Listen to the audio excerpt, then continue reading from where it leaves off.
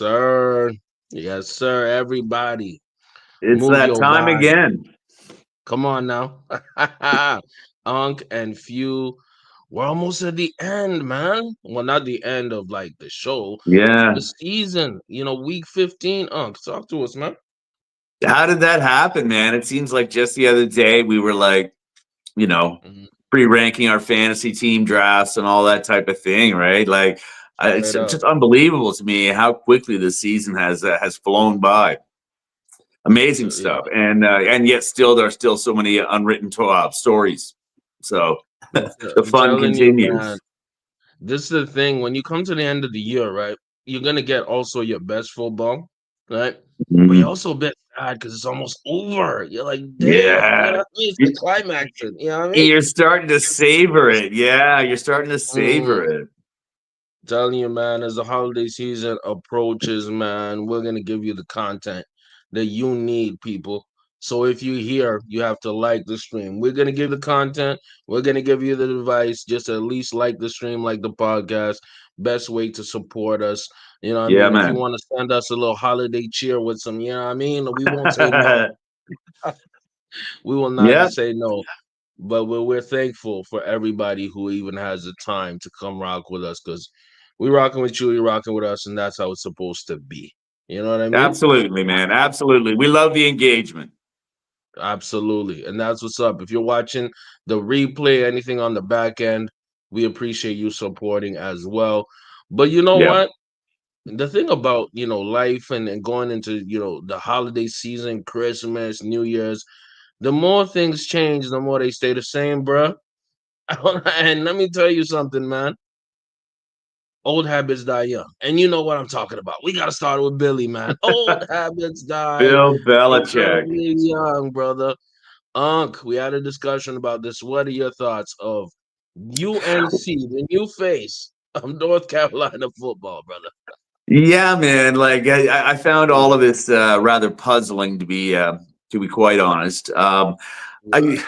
I don't know what to make about this, to be very honest with you. I understand that it's a different landscape in college football these days than it has been traditionally. So maybe there is a pathway for North Carolina to compete with, the best of the SEC and the Big Ten, the Big 12, Mm, etc. But traditionally, mm, the ACC as a conference outside of Florida State and Miami has rarely been competitive at the national level. The Tar mm, Heels are, they're awash with money. Like it's not like money has been the problem for sports on campus, right? Their basketball right, program is one of the Cadillacs of the industry. But for sure. no, North Carolina Tar Heel football has always been very mediocre. Yeah. It's a basketball state, Mm, and so yeah. Traditionally, the North Carolina Tar Heels as a football program have not really recruited nationally. Have not recruited a ton of 5-star recruits. Is just not the norm, right? So right. where all of a sudden, I keep hearing talk about North Carolina is going to have money, like Mm, it's going to be a wash in money akin to Alabama and those kind of places, and that they'll be able to compete with Ohio State, Michigan, Alabama, etc. But I'm right. not sure exactly how that works. I mean, I know the landscape in college is a bit different now with the transfer portal. He Huge. definitely has the ability to attract transfers from other big programs that either believe in Belichick or, well, I guess that's the only reason you would transfer out of Oregon to go to North Carolina would be because of Belichick, right? Mm, So unless Belichick is going to serve as an Uber magnet to the program, he still has the perennial college problem of recruitment, right? Where all of a sudden is sure. he coming from the pros going to suddenly establish an instant pipeline of recruiting, right? Coaches spend decades building recruiting pipelines and reputation and whatnot, or have guys beneath them that have been doing it, etc. Right? So Belichick is going to have to. He's going to be starting behind the line in some ways at North Carolina. Right. You're going to be kind of up against it right out of the gate. So now, for him to do as he has suggested, which is professionalize college football, which is what some people are talking about. They expect him to, be like this sort of new prototype of a college program. It's going to serve as to turn out pro-ready players, right? So that's supposed to be the attraction of Belichick, is that he's going to attract the best of the best because he's going to be seen as the coach that can take you to the pros, right? Because he's going to Right. have pro-ready players in his program. But it's a lot of lofty aspirations. We'll see if that comes to pass. The guy's what, 72? I 72 heard years old. I heard Yeah. somebody say on one of the programs this week that give him 4 years and he'll have a national championship at North Carolina, maybe. But like he'll be 76 at that time. So Yeah, that's like true. yeah, this seems this is being spun as Bill Belichick sort of being disgusted with the NFL and Bill's big fu to the NFL. But like, Yeah. I'm sorry, the NFL seems like they said fu to Bill Belichick like last Hey year man. sometime. Hey man, And we're gonna have go ahead. Go ahead. It's my I bad. was just going to say he hasn't been hired by any other program. And it's not like the NFL is a complete cartel. It's not like all 31 other owners all love Rob Kraft and wouldn't want to, say fuck you to Rob Kraft and hire Belichick. But we haven't seen anything like that happen. So, yeah. Hey man, I gotta disagree strongly with you, Unc. I think this was a great move. I Yeah, think yeah, this was yeah. a fantastic move because he, and I do actually agree that it is an FU to the NFL because the NFL said FU to him. So he's deciding, okay, y'all don't want me. I'm going to go get $10 million from a university that I'm going to treat like my own personal business. He's being hired not to recruit. He's not being hired to even hire people. He's being Hmm. hired to delegate. That's what I believe. I believe he's hired there as a figurehead in order to get this program that's been mediocre or mid, and also spend time with his girlfriend. Let's be real. You know what I mean? let's, Is she let's be from real. Carolina? Yeah, man. Yeah. She went to Carolina. That's her Oh, you're alma kidding mater. me. Better Oh, you're straight kidding up. me. I'm not even playing, bro. She The was born. plot She gets was. She thicker. recruited him. I think The maybe she plot recruited. gets thicker. I'm telling you, brother. And shout out to CDA Way 24 was saying that this is a Trojan horse for his son to take over Yep. in 2 years max. Absolutely, bro. His That's the son, game plan.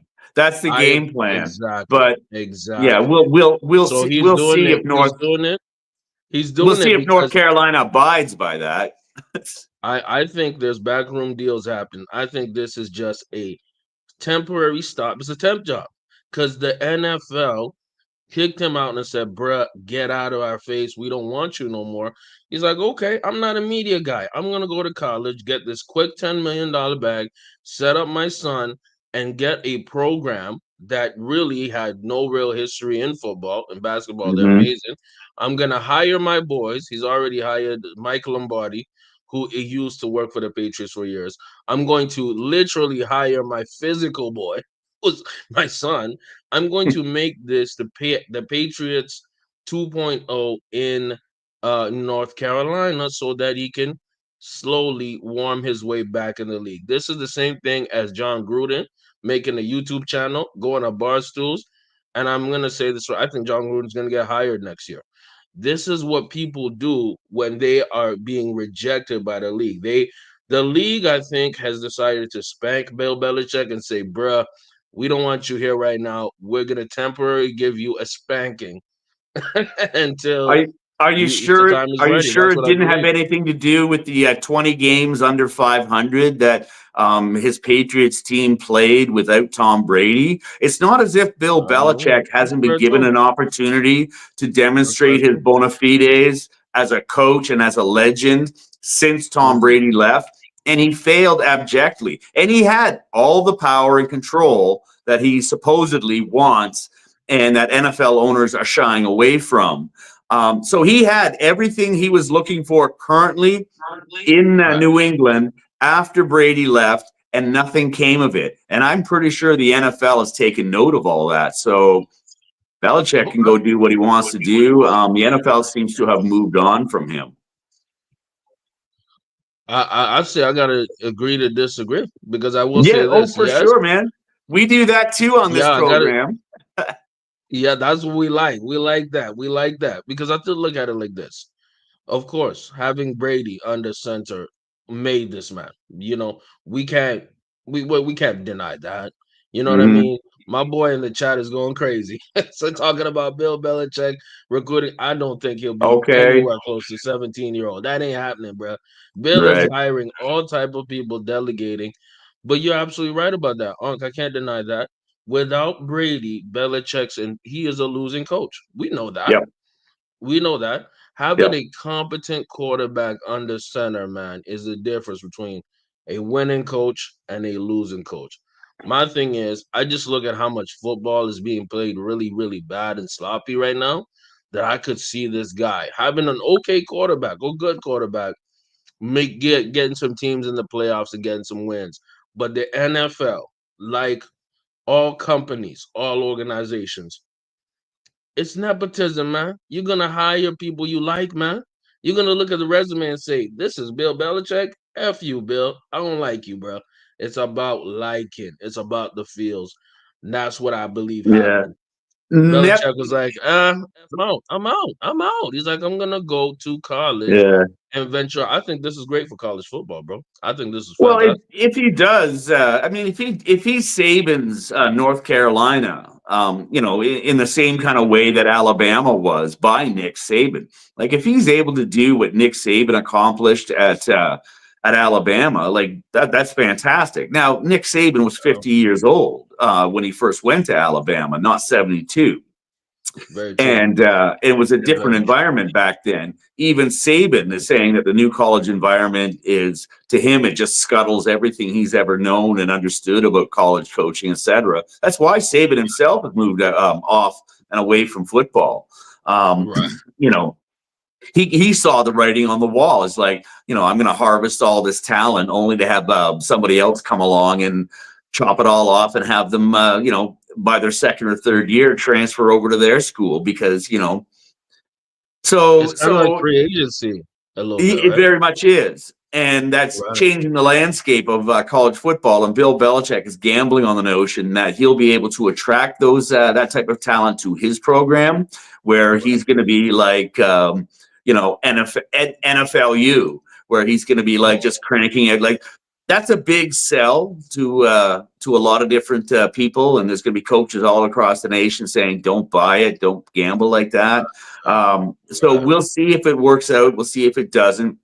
As for him lily padding back into the NFL from a program like North Carolina, I'm like, I mean, if I'm North Carolina, that would like just tick me off to no end, right? Big name, Oh, you come in here, all these promises, and then you bounce after 2 years. I think there's a lot of people that are operating on the premise that of the 32 coaches in the NFL, somebody must be worse than Bill Belichick. And that's probably true. Some people say half the coaches in the NFL are worse than Bill Belichick. Maybe that's right. true.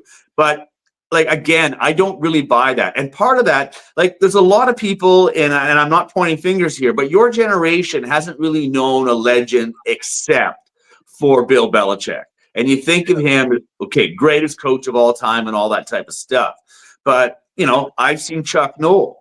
I've Mm, seen down in Miami, way back when. I've seen Jimmy Johnson. Like I've seen a lot of top legendary coaches, right? Paul Bear Bryant. Like I've seen them all like hit a certain age, and it's around 68 or 70, right. where they gracefully exit the system because, like, the game moves past you incrementally without you realizing it, right?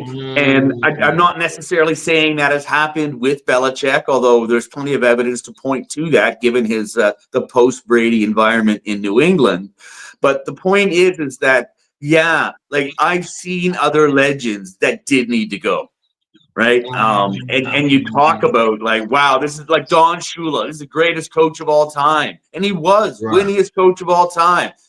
How could right, your team be worse off with Don Shula at 72 than this guy over here? And the reality is, right. though, is that you can be worse off just Mm. simply because the Okay. guy 30 years, 40 years younger than him is just he's just on top of all the latest innovations. And ultimately, football is a game of innovations, which guys like Don Shula and Belichick and Chuck Noll all did themselves way back in their Mm. careers. And lived Mm. off of that for years, right? But there comes a point where like you're not innovating anymore, and maybe you haven't even recognized that. Anyway, sorry, I'm getting off on a tangent No, here. no, I feel what you're saying, bro. I feel what you're saying in essence is that I've the seen the game movie has passed them. before. The game has passed them, and it's cyclical, like everything in life. There'll be a time where he has to actually lay down Bill Belichick and let Well, the just other generation take over. Is what you're saying, and well, that's and, that's and a good just point. read I, the room. I get you. I get you. Read the room, right? It's a free market out there. Anybody could be hiring Bill Belichick for the NFL. Like if you're Right, the absolutely. legendest coaches, and people aren't knocking down your door, for one reason or another, like please read the room. This I feel that. persistence that no, it's the no, it's the children who are wrong. The Seymour Skinner meme, right? It's, yeah, there comes a point where, yeah, like Bill, if you could please read the room, that'd be great. But no, he's Right. chosen to go off to North Carolina, and that's fantastic. I wish him well there.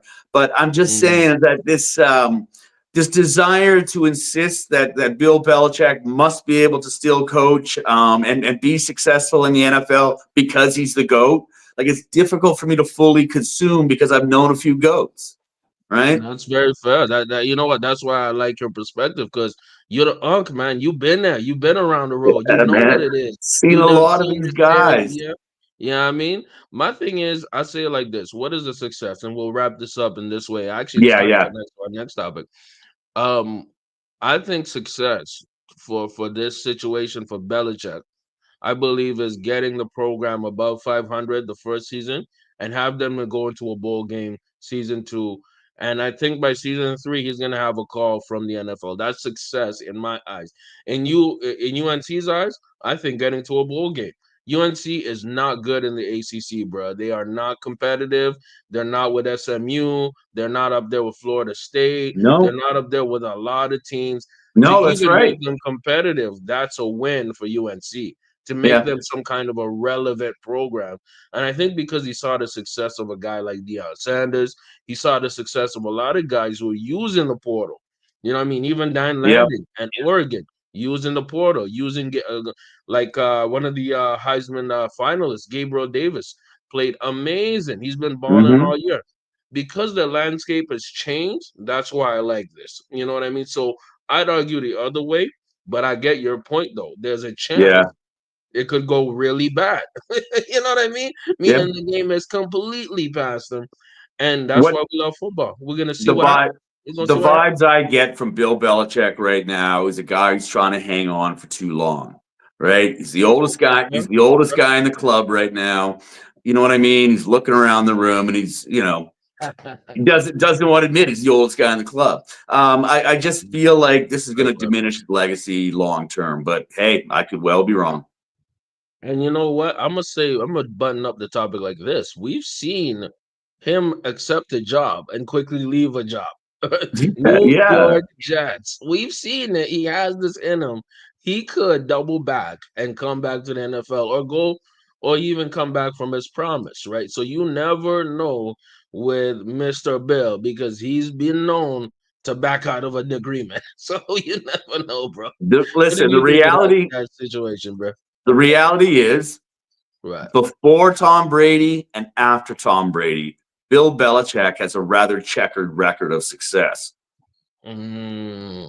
My only Okay. point on all of this, and that the sooner people recognize that Brady was the reason for the season, not Belichick, I think it's easier to digest this idea that it's time for him to move on. That he got And there's some people let's that'll tell double you back. some people say he got lucky, Yeah. man.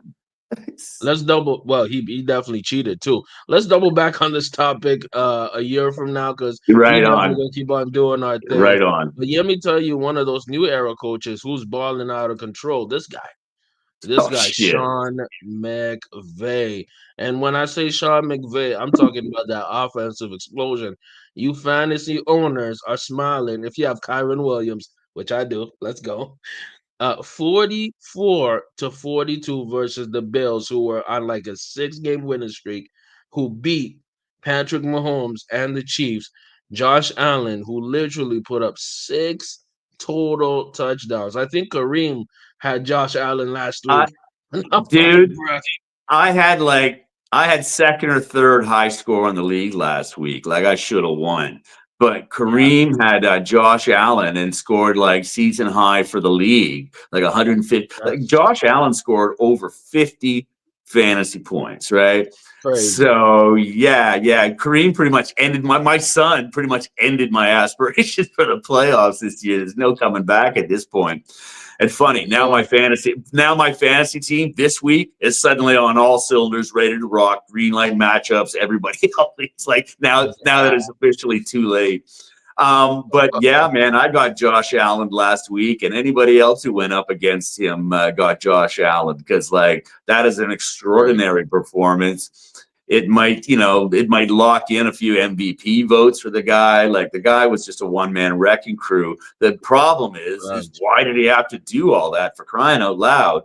We thought we thought Buffalo was going to go out there, appreciate the weather, kind of like have a week off, right? Like go out, play Yeah. LA, beat them by 8, and get out of town, right? Because with all that offense, LA wasn't going to be able to compete. They weren't going to be able to keep up. Wrong. Like, Wrong.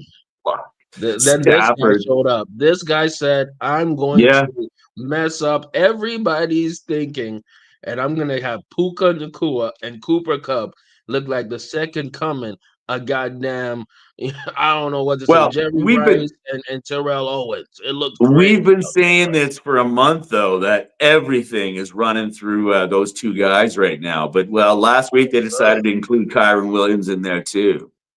Oh my God. It was, you know what? It was a fantastic game. Not only just offensively, because of course we love watching offenses, but it was competitive till the very end. Every possession Oh yeah, was important in that game. and like the Yeah. Bills were down. I think the Bills were down by like 17 points in the third quarter, right? Yes, So they like that it were. got back They to were. 44-42 to end the game was yeah, it was just very highly entertaining football game. And especially in the fourth quarter, where the Bills put up like 21 points. Look at this, 21 points in the fourth quarter by the Bills, mostly, well, all of it really by Josh Yeah. Allen. Anytime they were in the red zone, bro, Josh Allen was getting that keeper. He was doing the tush push on some Jalen Hurts ish, and it was crazy throwing darts. But let me tell you this, Stafford came to play too. Stafford said, okay, I see you, young buck. Pop, pop, Yep. pop, pop, pop. Darts Well, done. I think 320 yards. what were they 11 for 15 on third down? Like just incredible. It was incredible play. And let me say this, there was a great slate of games last week. We won't go through all of them. I just wanted to highlight this. And Yeah. then guess what happened? Literally a few days later, the Rams put on one of the most boring games I've seen in my Unbelievable. life. Like, What did you think of that, Ish? okay, let's break this down a little bit. Let's go. 100 hours ago, in the space of 100 hours, okay, 96 hours plus the amount of time it took to play on Thursday night, right? Straight up. 96, in the space of 96, 100 hours, a basic 100 hours, LA went from being 6-6 with their season teetering on the brink to they're now 8-6, won And a that's it. shootout game, followed up 4 days later by a field goal fest, 12-6, a slobber knocker. And Yeah. now they're 2 games over 500 in the space of 100 hours and now Yeah. control most of their own destiny in their own division. Now they put the Seahawks on the back foot. Yeah. Seahawks now have to win this weekend to keep a pace and Seahawks above. now have to Seahawks now have to Yeah. face Green Bay actually today. Yeah. Test. In That is a test, bro. in just Great. 4 days, LA did this magical thing. I'm telling you, man. It's gonna be very, very fun and interesting to watch. And we gotta have a conversation, a quick one, about what's going on with Shanahan, man. Kyle Shanahan and the Niners. And we're just gonna quickly put a button on it. But the Niners, Brock Purdy, and everybody are looking very, very weak, very, very bad. Unc, what are your thoughts about this horrible season? Everybody dropping passes, Debo Yeah, dropping yeah. passes, and people getting Purdy, hurt every 5 seconds, bro. What's going on? Purdy and Kittle are trying to hold it all together over there, but it's not working, right? Trent Williams is injured. There's just so many injuries in San Francisco, as we've noted for most of this month, actually. We've been all over the 49ers in this regard. The 49ers are just, they're just injury. They've just been bitten hard by the injury bug this year. And Kittle and Purdy cannot hold it all together themselves. They've been trying, but that team does not look right. The coaching doesn't look right. They don't seem like they have that same spark. And obviously, you could say that the spark was really, if we're being real, McCaffrey, man. Yeah. With McCaffrey not in the lineup, with McCaffrey not leading this offense, and actually even bailing out Brock Purdy, you start to see why the team is hesitant on giving him a big contract. You know what I mean? Purdy, do you think he deserves 60 a year, 60 million?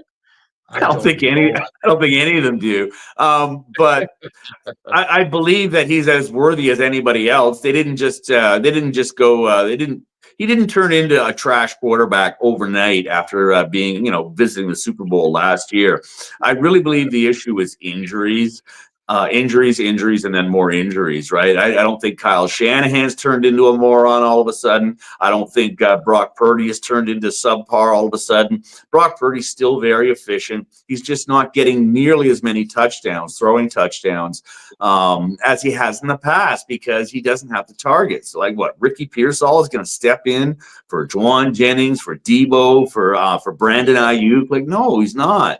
And so that leaves them with George Kittle, who's been fighting just valiantly, and it leaves them finally with backup running backs that, to their credit, have been plug and play. Right, all three Right, San right. Francisco running backs, Garendo, McCaffrey, and then what was the other guy in there? Yeah, Mason, Jordan Mason.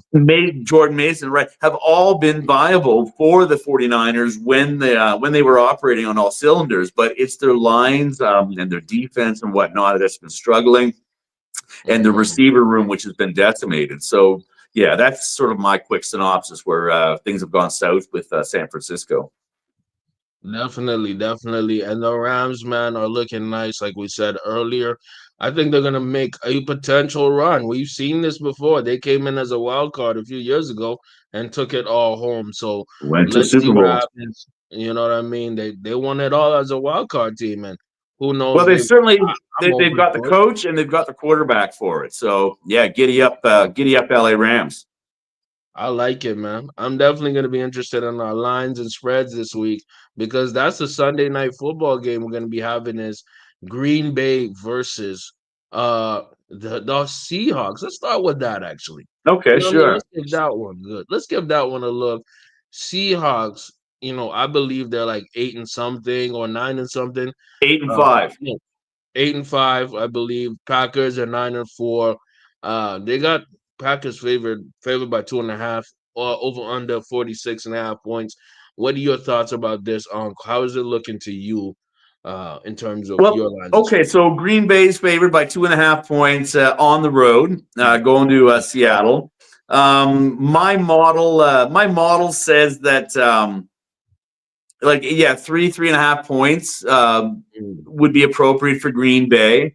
I kind of wonder though about that because Seattle has just tightened up their defense a lot in over the last month or 6 weeks. Oh They're not yes. relying entirely on Geno throwing it all over the yard. Mhm. Kenny Walker is out, but Zach Charbonnet has served as a more than functional replacement, right? You haven't really missed a beat there. And as we've Mhm. seen over the last 2 weeks, both defensively and when required offensively, Seattle has won 2 in a row, I believe, over that period of time. Like since the Arizona game, they've looked Yes. like they kind of remind me of Minnesota in a way over the last 2-3 Hold up weeks, now. where they bend but Yeah. don't break and show a lot of professionalism on the field. But Mm, DK Metcalf seems injured, but JSN has picked that up, right? Kenny yes. Walker's injured, but Charbonnet has come in. The defense has tightened up. So I don't really fear for the Seahawks at home so much. Green Bay 7-6 against the spread. Seattle 6-1 against the spread. Give me Mm, the home team and home the team. I points. like it. I like it.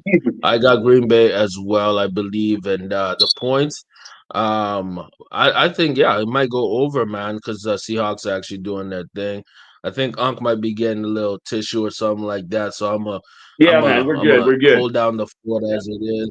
Yes, sir. Bless you, brother. Respect. Let me see another matchup that actually is pretty interesting to me. You know what I mean? And I think it has some implications potentially playoff wise, right? And I Yeah. think this might even be a mini repetition, or not even a repetition, but a preview. I'm talking about this Lions versus Bills game, man, and Oh I think yeah. it's going to be Yeah. No. a This might game where well be it's a huge. Super Bowl preview. That's what I'm saying, bro. I think we these two teams are two of the best teams in their conference, and I think that you could argue the two best teams in the league.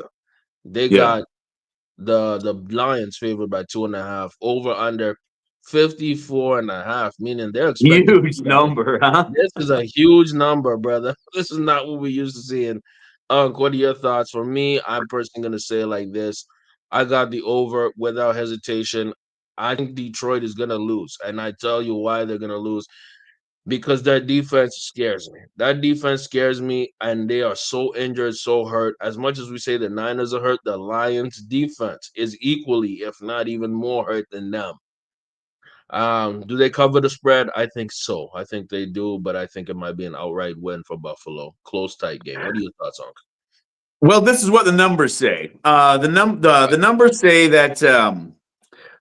that Buffalo and Detroit is that Detroit could even be favored by up to about 4 points, right? So 2.5 isn't that far out of line, right? So yeah, both Buffalo and Detroit have solid positives regarding their points for and points against. Buffalo scores 10 points a game more than they give up. Detroit 14.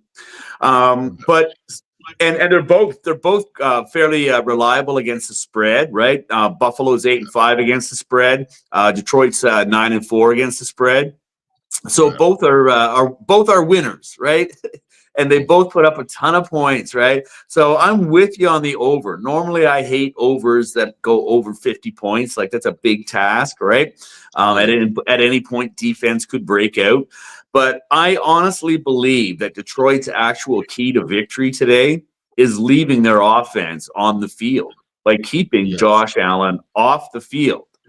Right. I think they're capable of that. I heard a funny statistics also too with the way that Detroit goes for it on fourth down, the way they do like 4, 5, 6 times a game.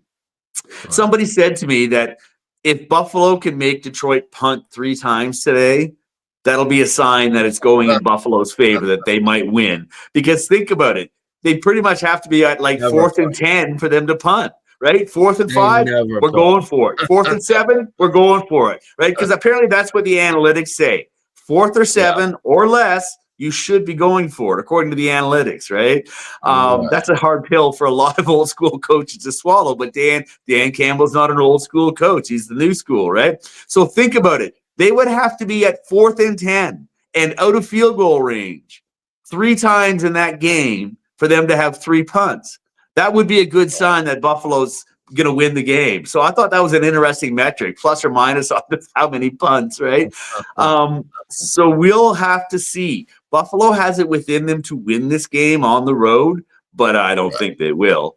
And two and a Ooh. half points seems an appropriate. I think it's going to be a whale of a game, but I think Buffalo Ooh. wins, covers that spread, and yes, I'm also taking the over. Nice, nice, nice. Let's see what happens. Should be a fun game. I don't Cool. know why they put it at the 4:25 window, 4 p.m. window, because yeah, that should be Sunday night. That should be Sunday Yeah, it night, should man. be. So they should have flexed that one. That's a That should have fantastic flexed game. that to Sunday night. Well, what are your thoughts though? We got something that I think is interesting, and I'll tell you why this is interesting. For the simple fact that I know this game might sound seem a bit weird, but the Cowboys Panthers. This is the first time the Panthers have been favored to win a matchup in I think something like 2 years. It's a crazy stat. Yes, the Yeah. Carolina Panthers are favored by 3 points over under 43 points. I think I'm taking the under, no hesitation on that. But I'm gonna say something controversial. The Panthers are gonna win this game. The way Bryce Young is playing, oh Yep. my God, you got to get them to cover. Yeah. They're going to win this game. Him and Thielen have something cooking, and they should have Yeah. won last week. Let's go. Well, Thielen was his safety blanket last year too. So it's no surprise that Thielen, now that he's returned from his injuries, that those two are just hammering it out there, right? Mhm. Chuba Hubbard has the backfield all to himself, right? We've talked about this a lot in this program about the positive regression that a young team can have sometimes in the second half, and we're seeing that in Carolina. Yeah. Now, as far as the numbers are concerned with Dallas and Carolina, Dallas is like -7.5, and Carolina is -12, right? So Dallas should be favored by 4.5 points in this game, according to the numbers. But yeah, anybody who's watched Carolina play over the last month knows that that's not a real scenario at all. Carolina has been covering spreads, right? They started out the season like 1-7 against the spread. Well, they're 6-7 against the spread right now, right? They've covered a Oh, lot lately. So yeah, I'd be my favorite in this game is mhm. Carolina to cover that spread. And I'm actually even going to take the over because they've Oh, scored like 24, 28 points of late, and we know Dallas can put some up too, because Dallas is just running the offense through Rico Dowdle right now. Like Rico's good. both teams should score points today. Both of their defenses give them up by the basket. So I'm Mhm. expecting both Rico Dowdle and Chuba Hubbard to perform well today, which means that that's a game that's not getting out of control on either side, right? So that means going back and forth, which means eventually in the fourth quarter there'll be either like a breakout running play or somebody goes downfield, right? Either way, I think we're going to see more points than we might imagine we're going to be scored here today. I Because like it. I as like brutal as their offense might be, both of them have worse defenses. So it. Oh man, you might have convinced me, brother. I might actually take the over as well because both defense are brutal. You're correct. That's something that I didn't even factor in like that. yeah, That's a good point. Another one that I think would be really, really fun watch that I think has obviously playoff implications. This is going to be the last one we'll be checking out today. We're going to try to condense the show, people. You know what I mean? Give y'all the content y'all need the right way. So we're condensing a few segments. Let's talk about the Dolphins, Miami. Not why I say Dolphins, Miami. Miami Houston Texans. and Texans. Yes, Texans and Dolphins. Um, wow, this is interesting. They got Houston by 3 points. The over under is 46.5. Mm, Controversial statement. I think that Miami cover. I think Miami outright, but I think Miami covers.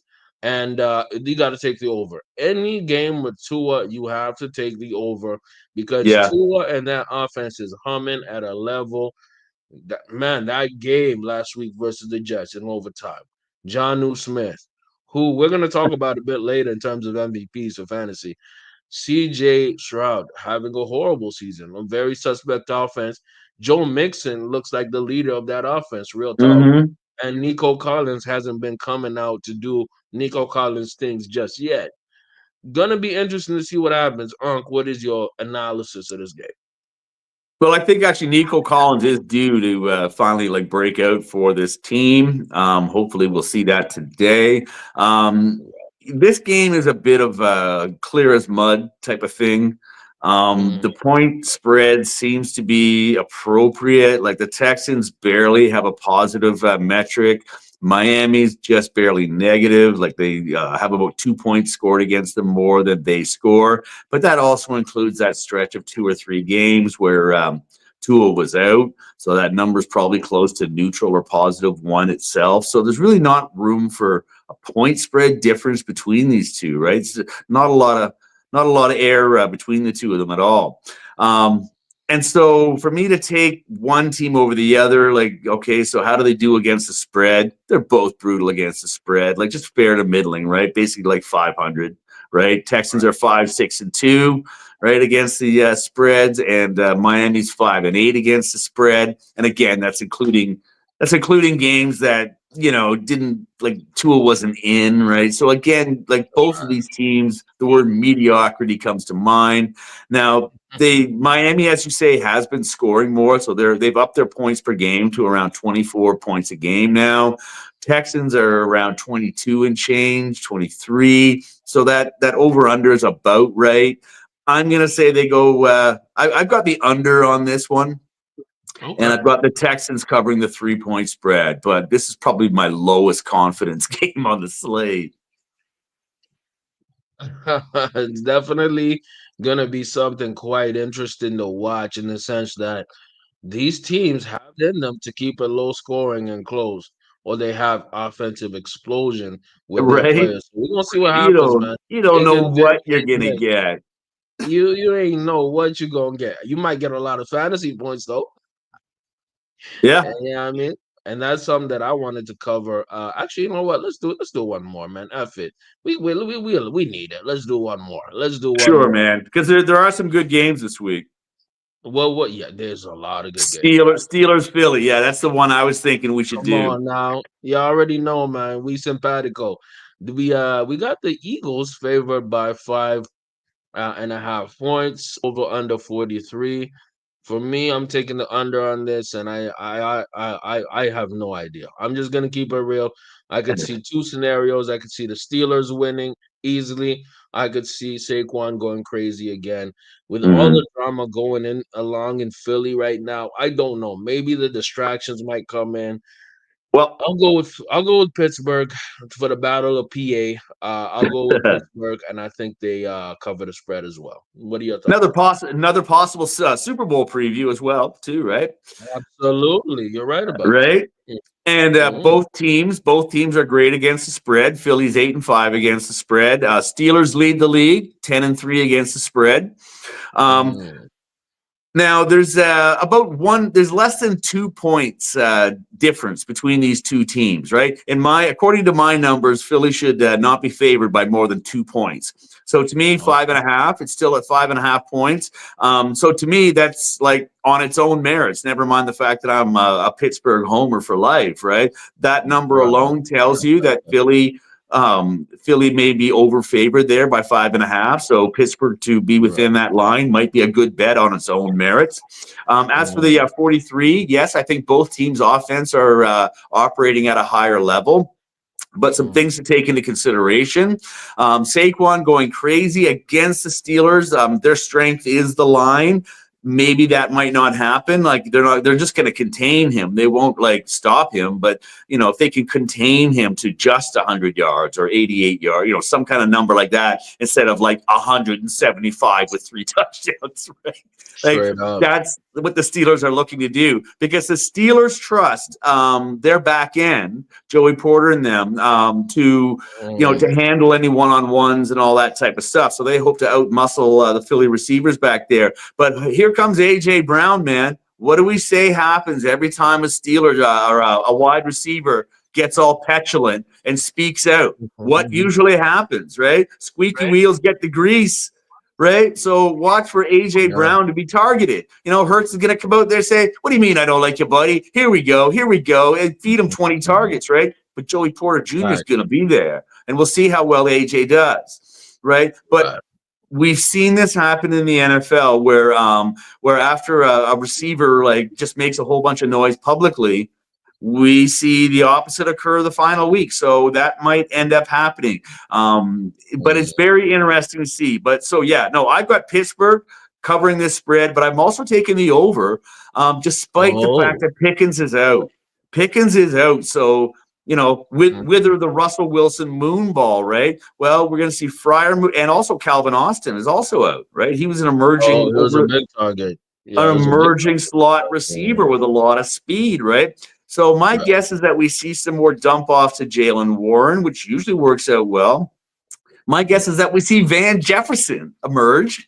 I don't think they Huge. stop throwing the ball. Van Jefferson has shown capable, and Mike Williams both have shown capable of going down deep. So it'll probably be another Mike Williams game, right? If I that can see that scenario too. plays out. So if the overs to happen, that's how it'll happen. But I believe the over will occur. Interesting, interesting. And we'll do one last game. I'll squeeze in the time. I don't care. Let's go. I'll make it quick. Bengals Titans. Bengals Titans. And I think this really matters. And I'll tell you guys why this matters. Obviously, playoff seeding. Bengals are still in the hunt. Implications for I personally believe the offensive player of the year, who's going to be Jamar Chase. If they don't unless they give if Saquon doesn't win the MVP, he'll be offensive player of the year. But I like this matchup a lot, and I tell you guys why, because the Titans, hey, remember the Titans. In other words, they're gonna make this a game. You know what I mean? Bengals are favored by 6 points. We got 46 and a half. Ooh, And they're going to I'm going Tennessee, right? and they're in Tennessee. I think Tennessee wins, and I'm taking the under on this. What do you think? I Really, don't know huh? about the line. I do not trust the Bengals, man. They needed a super Cowboys mess up in order for them to somehow beat the Cowboys. I got the upset, brother. Well, Talk to me, Uncle. okay. Well, the raw numbers suggest that Cincinnati's got a neutral number, right? They have as many points scored against them as they score themselves. They're 7-6 against the Mm. spread. Tennessee is a brutal 2-11 against the spread, but Tennessee is known for this time of year to put up some, because the season's over, they don't care, they're playing loose, all that type of, testing out players for next year. Like, just Tennessee's famous for this type of thing, especially within their own division. But this is an interdivisional game. This is Cincinnati. Tennessee scores about, their number is -9 with their points for and points against. So to me, any point spread up to 8 or 9 points would have been appropriate in this case. It's only 5. So to me, that makes Cincinnati an appealing betting choice. It's going to be horrible football, but I think Cincinnati definitely outscores Tennessee by 5 points today. So that's just my feeling as far as betting goes. And as far as the over-under, I'm taking the under, 46.5. Even though the Bengals might score that themselves, it still seems like a lofty number. Very, very true. Very, very true. And I say it like this: if you are a Jamar Chase owner, and I'm talking fantasy starts and sits here, man, you are smiling ear to ear because the man is going absolutely mental. Every game, he is making sure that the Cincinnati front office understands that I need that bag, meaning I need to get paid, Yeah. meaning I'm the best receiver in the damn NFL. Fantasy If, starts and sits. This man might win you your entire league. We got to talk about yeah, fantasy you'd be surprised. MVPs. Yeah, we got to talk about the Dude, MVPs. Jamar We're gonna go for Jamar Chase was Jamar. my number one pick, right? He was my number one pick in the Oh league yeah, this year, I think I remember that. followed by Isaiah Pacheco and then Yeah, Nico yeah. Collins, right? So like that's Ooh. been part of my struggles this year is that it's like boom, I lost Nico Collins, boom, I lost Isaiah Pacheco. There's 2 out of my 3 top picks, and Chase was a bit slow out of the gate as well. Mm. So yeah, I thought things would get better from there, but yeah, not a. It's been a. He has. I have the numbers right here for you. There's an easy argument to make that he's having himself almost as prolific a season as Saquon Barkley is, for Wouldn't sure. be surprised. He's going for the triple crown. He's going for the triple crown. And you know Yeah, what? I thought instead of starts and sits because everybody's either in the playoffs or you're not in the playoffs. yeah, Let's yeah, talk yeah. about our MVPs. Who are You are MVPs? MVP awards. So we're gonna do fantasy, not starts and sits. I'm gonna change the banners. Fantasy MVPs. You want to start first, and I'll tell you my list after. Sure, You man. ready? Well, Mhm. So of course we've spoken this before that it's really been a season for the running backs this year in a remarkable way. That's sort of been the tale of NFL fantasy this year. We've had, as usual in fantasy, like your top scoring players are inevitably your quarterbacks. So there's usually about a half dozen or so of them here. But this year's top 10, you've got like Lamar Jackson, Josh Allen, Burrow, and Hurts. Those are your top four. Those are your top four scoring players in all of fantasy, right? So those are your quarterback MVPs right there. So Right. spoiler alert. But Mm. after that, your top Mm. 10 is Barkley, Chase, Derrick Yep. Henry, right? Kyron Williams, Mm-hmm. Bijan, Gibbs, Alvin Kamara, Josh Jacobs, Achane, and Mixon. They're all running backs. Your top Yes. 10 this year, and that's a complete flip on the head of what we've seen in previous years, where within the top 10, there were liberally scattered at least three or four wide receivers like Justin Jefferson, AJ Brown, Jamar Chase, guys like Nico Collins, right? Guys who are really ballistic, proper alpha one receivers that score regularly 15 points a game or more, right? That's so yeah. There's been debate over the years, abandoning the running back two strategy, where your first two rounds were Mm. running backs. People were starting to draft wide receivers in the first round and whatnot. But we've seen a real reversal of that this year. So yeah, running backs are huge. And Saquon Barkley, quiet as it's kept, because people haven't really been talking about this, is actually on pace to break Dickerson's record of 2,105 yards. Um, Yes, and sir. the Yes, sir. interesting thing, right? Because the first thing people are going to do is they're going to throw shade, right? They're going to say Dickerson. They're going to say Dickerson broke OJ's record in 15 games, so that's not fair. That OJ had more yards per carry, he had 6.0 yards per carry in his Yes. 2,000-yard season versus 5.6 yards a carry. That he did it on 332 carries instead of like Eric Dickerson's 379 carries, blah, blah, blah, blah, blah.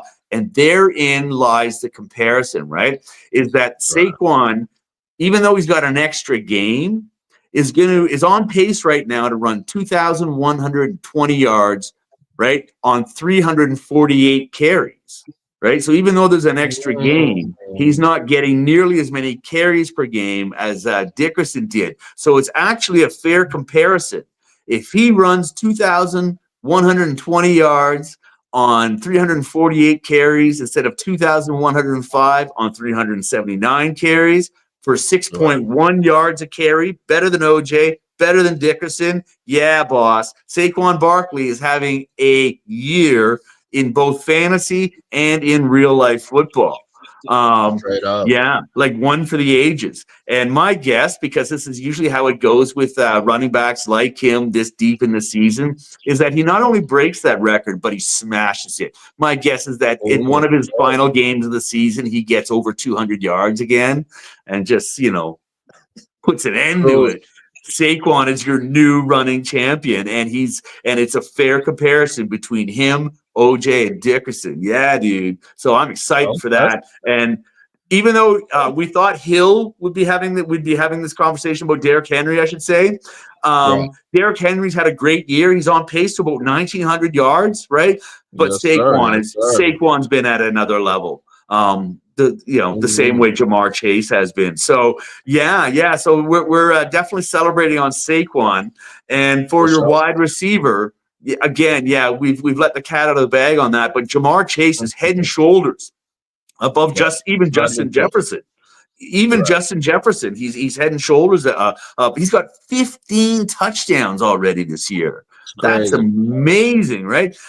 He's got 93 catches on 127 targets, 319 yards, over 14 yards per catch, the 15 Yeah. TDs, as I mentioned, but also a ridiculous 620 yards after the catch.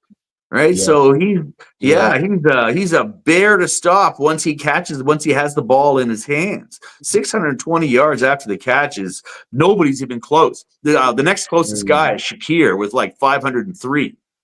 And then there's only two other guys in the 400s, right? Like nobody gets the kind of yak that this guy's getting, except Nico Collins, but he's Yeah, only got half the sample. He's only got half the yeah. sample. It's a good point. It's a good point. My thing is when we're looking at the MVPs for each position, it's your typical people. It's the guys who you think are going to win MVP in real life. They've been Yep. monsters in fantasy. Obviously, this you might not be so much in the conversation right now, but Lamar Jackson for me has been a fantastic quarterback this season, fantasy football wise. Obviously, when you watch the game as well. So I'll for me, explain in the it to you. quarterback position, I got him as the MVP. But Yeah. Josh Allen is neck and neck. If you put Josh Allen as your fantasy football MVP, that's Well, very rational as well. In as we've terms of the said running, go ahead. before, fantasy actually is very instructive about Mhm. who really is the most valuable player. And Jackson is literally more valuable because of his fantasy production than Josh Allen. It's close, but Very yeah, close. no, Lamar Jackson's your guy. He gets almost Mhm. 25 points a game. Like that's crush. That's number one Every in game, fantasy, and right? I think you can get more. He's got 3,300 passing yards. He's passing at 250 yards a game, 29 TDs, only 3 interceptions. But he's also the number 24 running back in the league. He Crazy. could be an RB2 in fantasy, right? He's Mhm. got 111 carries for 678 yards. That's 6.1 yards a carry. Where did we just hear that number? Saquon. So he's Saquon got Barkley. his production on the ground is like Saquon Barkley's, but just a much smaller sample. And he's got three TDs there as well. So yeah, no, Lamar Jackson is your guy. If Joe Burrow could run like Lamar Jackson, he'd be the guy, right? He's having an incredible year, but he doesn't bring any value with his legs. So he's actually the number four. I think he's the number four guy, but like Mm, only because he's just doing it all with his arm. But Lamar Jackson yeah, is unquestionably your MVP at quarterback and technically for the league. In absolutely. tight end, it's kind of a split title between Brock Bowers and George Mm, Kittle. right. Bowers has the yards. He's almost got 1,000 yards so far. He's actually fifth Mm, overall among wide receivers, pass catchers. Like so, he's like the fifth ranked wide receiver. Never let alone a tight end. He's got four right. TDs on 87 catches and 118 targets. But George Mm, Kittle has the actual production, right? He's gone 60 for 74 and 861 yards. So not that far off, but he's got 8 TDs, right? So he's been the main tool for Purdy this year with the absence of the other receivers in San Francisco, as we noted earlier. So, yeah, your tight end is a split title between those two guys, but Brock Bowers technically is number one. But in fantasy, George Kittle actually has 2 more points than Brock Bowers. 162 yeah. versus 164 points. You're separated by 2 fantasy points after 13 games. I'd say they're pretty close. I'd say Brock Bowers, but you know what? You made a great case for Kittle as a co MVP in that sense. I got to go Brock Bowers slightly because he's literally the entire offense for the Vegas Yeah, yeah, for the Vegas Raiders, and he's been more consistent to me as a fantasy owner. He's one of the first people I got early in the draft yeah, because I knew it. I'm like, they just lost Josh Jacobs. By the way, shout out Josh Jacobs, who's been amazing with Green Bay. They lost Josh Jacobs. They have no quarterback. I was like, okay, I'm breaking Brock Bowers. yeah, This is the only light at the end of that ugly tunnel. And with kickers, I'm gonna say somebody who's actually been kicking the ball at a very, very infamous rate that actually got me winning some matchups. And I know we don't talk about kickers often, but obviously Boswell, I think, is the MVP. But here's a sneaker: Jason Sanders for the Miami Dolphins. He has been coming in clutch as a kicker. We're all gonna say Boswell. I know anybody's MVP is Boswell, but I'm gonna tell you something. This man has been balling, has been kicking the hell out of football, and they're always in the red zone. With Tua, I think he yeah, would have an even bigger season. yeah, I like Jason Sanders as a kicker. But I pretty much I know who the real answer is. It's Boswell for the yeah. Steelers, man. There's at least, let's say, 3 games that was won because of his legs. Unc, who was your kicker MVP? Well, it's funny. I didn't really do kickers because, yeah, I mean, I That's would all just choose good. Boswell anyways. I'm pretty sure he's the number one guy. But let's not leave out the defenses either, right? Oh, absolutely. Minnesota, That's my Minnesota has gone on to be so far to this point has been the number one producing defense in fantasy. Almost absolutely. 11 points a game, 10.6 or 10.7 points a game. So that's a really comfortable floor, right? That means you can just set it and forget it with Minnesota pretty much all year long. I think their lowest point output was about 4 points, right? So very safe floor. Honorable mention goes to Denver at 10 points a game and the Steelers at 9.8 points a game. But yeah, there weren't too many teams that you could just set it and forget it at defense this year. But those would be your good ones right there. Yes, Yeah, sir. yeah, Yeah. and I think I mean Arizona, Cincinnati, and the Jets at Jacksonville. Like these are teams that you might stream today and whatnot. But overall, week to week to week, to have someone steady that you can constantly put in and not have to worry about streaming, not have to worry about those decisions. Definitely an MVP right there. Absolutely. And you know what? To bubble up the fantasy segment, the fact remains, y'all, that if you got Saquon at the beginning of the season, if you got Lamar Jackson at the beginning of the season, if you got a Josh Allen, right? When we talking about, well, not a Nico Collins, but if you got maybe a Chuba Hubbard, maybe a guy like Kyron Williams, you are doing very well in fantasy because the running back again is Mhm. back and the dual threat quarterback is running the literal league, man. So this is Yeah, my arch fantasy MVPs. We're giving Saquon the crown. We're giving Lamar the crown. We're giving Jamar Chase the crown. And if you just look what's happening on Sundays, them guys are actually producing very, very well. yeah. Any last words about the fantasy football as people start their playoffs? I think next week. Yeah.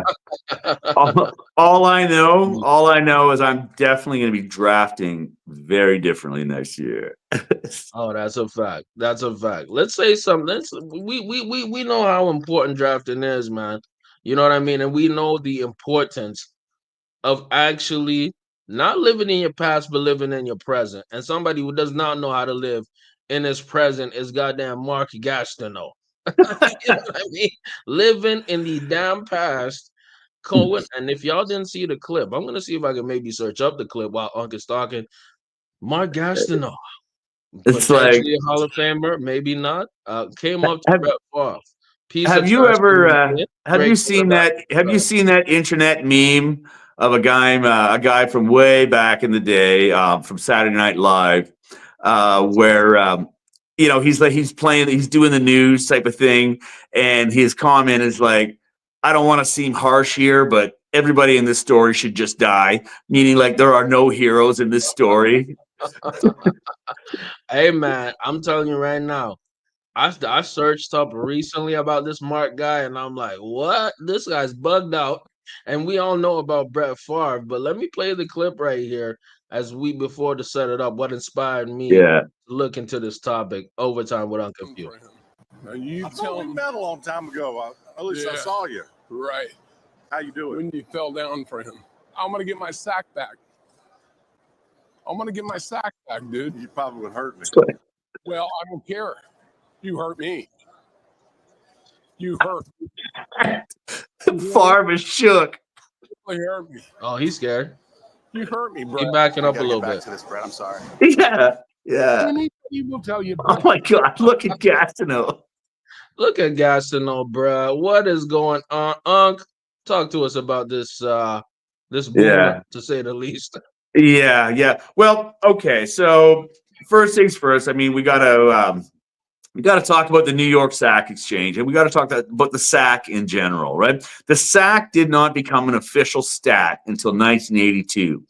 But throughout the middle of the 70s, the last half of the 70s and the early 80s, it's all anybody could talk about because we were getting the emergence of a lot of the sack was becoming a very common tool. And it's not just one guy on your team, right? New York actually between 1977 and about 1985 had a string of pretty ferocious pass defenders who were Yeah, who were just they were called the New York Sack Exchange. They were really like in 1981. I'll give you an example of what I mean. In 1981, Castano had 20 sacks. Joe Klecko had 20. This guy Lyons had 6.5, and this guy Salam had 7. So imagine that, right? We're talking over 50 sacks by 4 guys on one team, and in a 16-game season, right? So it was becoming a thing, a prolific thing, and they had the the cutesy name and all that type of stuff, right? So in one of those years, I think it was 83 or 84. What's his name? Gastineau sets the record. He sets a record of 22 and a half sacks. And it becomes a standard. Ignoring the fact that everybody and their mother back then knew that a guy named Bubba Baker in 1978 for the Detroit Lions had the unofficial record of 23, right? So that was actually the standard. But in 1982, the record quickly became 22 and a half, and it was owned by Gastineau until such time as the 2001 season, when you had Michael Strahan was getting up there, 20, 21, 20. He had 21 and a half sacks. Right. So I guess 22 was the record. And so he had 21 and a half. And if he got one more sack in that game, he would have 22 and a half, and he would have a new sack record, right? There'd be a new standard. Still not as good as the one from 1978, but it would be 22 and a half. And yeah, there's I watched that game or the highlights. I was watching football that afternoon. I definitely saw the highlights. And I remember myself at the time saying, Jesus, Brad, I understand that in this modern game, right, which was 2001 at that time, we get it. You guys are all making millions of money, millions of dollars a year now since free agency in the 80s.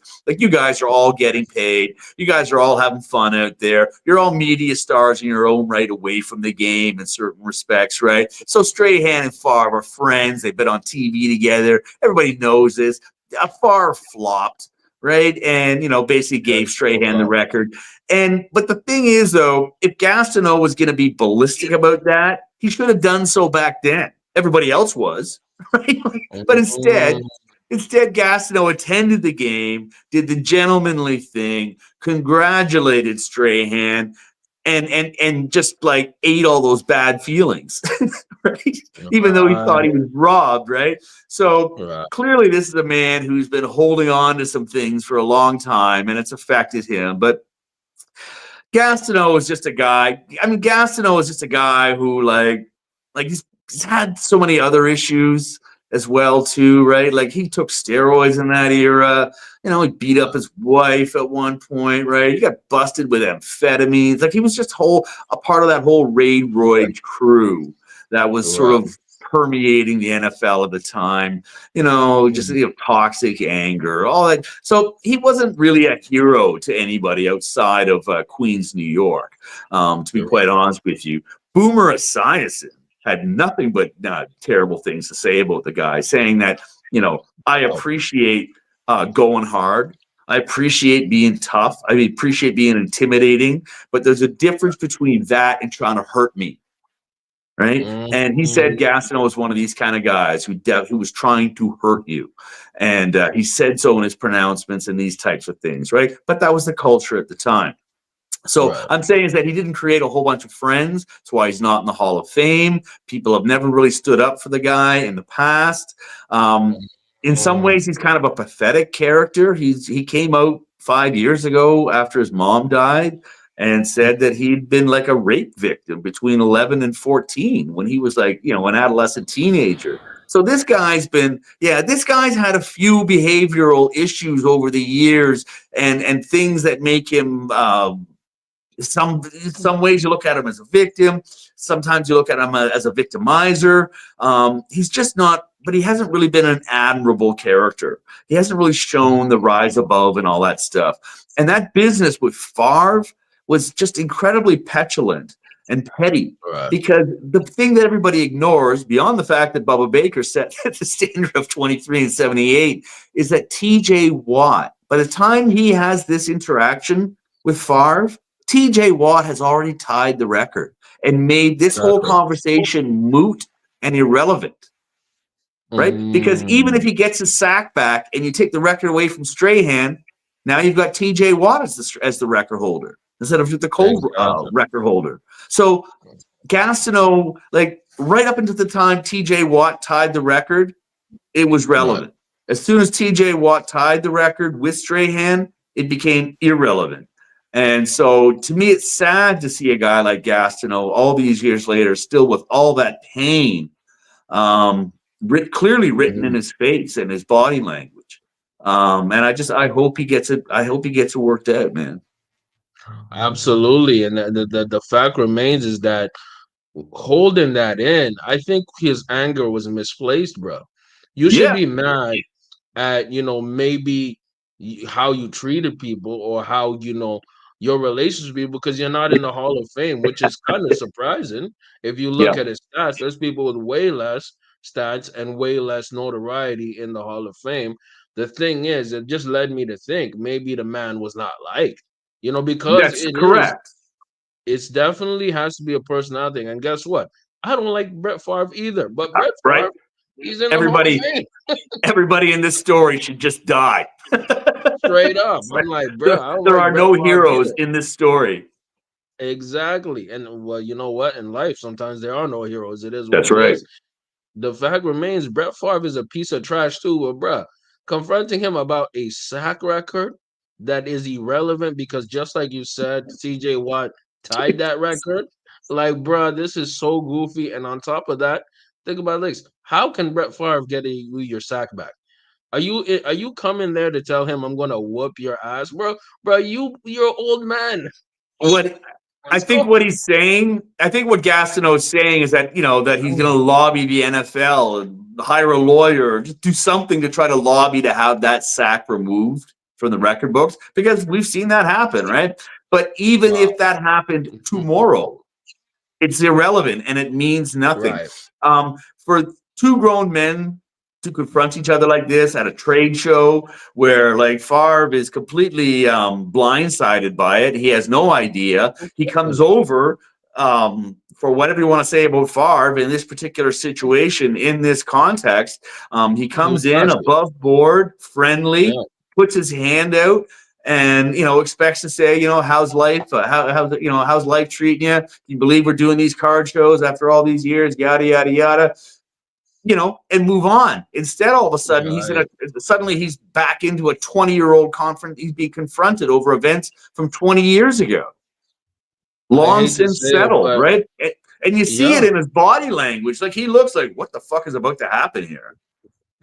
Like, bro, I don't even I'm not even a Brett Favre guy, but I felt bad for the man. I'm like, you just came here as a gesture. You're doing your job at a trade show, signing it for fans, memorabilia, memories people are gonna have, and now you're acting like a complete total trash piece of. I could say a lot of words. I'm not going to. Yeah, but, you know what I mean, it was not a good look. It was a horrible look. But look at Gastineau there. I mean, he looks unhealthy. Like he looks bloated. He looks, like a different man. Like compare that to how he looked when he was younger with this lion-like mane of hair and angular body and all this type of stuff, and now he just looks like like a bloated alcoholic. I don't know what his habits are that way. I don't care, but that's what he looks like. He looks like somebody who's not healthy. Here's the thing, right? This is a football show. We like to talk about, people and the game that we love. But guys, you gotta let the hurt go. We give Unc gives you life lessons. I'm gonna give y'all some little life lessons too. Let the hurt go, bro. Yeah, you know what I mean? If the man was somewhat nicer or maybe had some good relationships with people, he'd be in the hall like yesterday. You know what I mean? Because the stats match up. And you know what? Like, and I think that there have been so many opportunities. You know what I mean? There have been so many opportunities for Gastineau to reach out to Favre privately. Like, we know all these players know each other and have networks, and like it would have been so easy for Gastineau. Even just like back in the day, like in the 2000s, even like just even before SMS texting came, like just send the guy a letter. Dear Brett, this may sound butthurt after all these years, but I just want you to know I think you flop. Blah blah blah. I think you're a big meanie and a stinky. And you took away my record. Like at least you would have got it off his chest, Yes, he right? would have. Yes, he would have.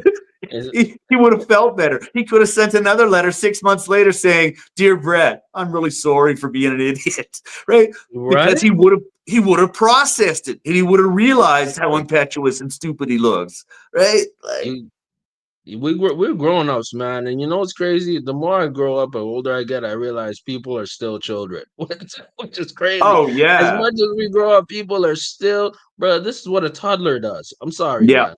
Yeah, no, seriously. The older I get, the first revelation I had like that is when somebody said that Right. adulthood is just like the high school lunch table, just, and that's when I first started to wrap my head around the idea that it's kind of true. We don't really move past that high school persona. Like it's pretty much locked in at that point. We get more experienced, we get more artful at what we do, but as leopards, our spots don't really change, right? So yeah, it's remarkable as I get older and my peer groups become 30 and 40 and 50 as I go through the decades. And every decade, like I have yet to get to a point where I look around me and go like, yep, everybody's fully matriculated. Boy, we really are different than because we're not, right? Like a lot of our basic primitive instincts are the same as they ever were, right? So the more things change, the more they say the same, as a great philosopher used to tout say. ça change. Toute la même chose. Tout la même chose, man. I appreciate everybody for tuning in, man. It's been Unconfused. We made the show a bit tighter. I think it was really good. If y'all Right like on. what we're doing tonight, make sure that you smash that like button, support what we do, share. And if you're watching the replay, I appreciate y'all for spending the time with us. Yeah, man. Unconfused, man. Let's get ready for some football, brother.